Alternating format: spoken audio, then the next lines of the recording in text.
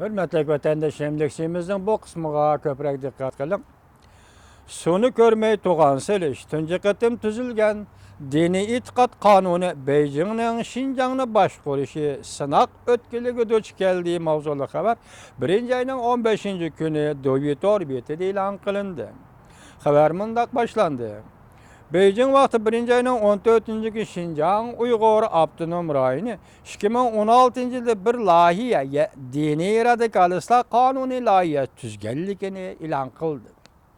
Bunundan başlap Şinjan tüncü bulup dini radikalistler qartılgan yerlik dini itiqat kanunu ilan kılıngan ülke bulup kaldı.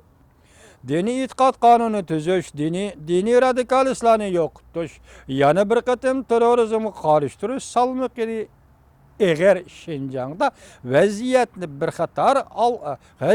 bir xatar halga keltirip koydu. Bu iş xilmi-xil guman qozgıdı.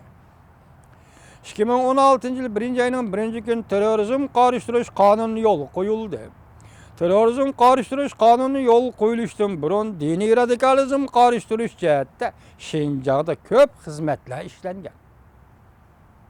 2014 yılı Jiang Qunshan'ın yetekçiligide Cumhuriyet Kompartiyası Teşvikat Ministerliğinin karmağıda buluduğun ideologiya tədqiqat merkezi kurup bu merkez Şinjan'da her kaysi mekteplerden tədqiqat organlarından alakadar mutaxassislerini yötkep ideologiya tədqiq qilishga başlagan.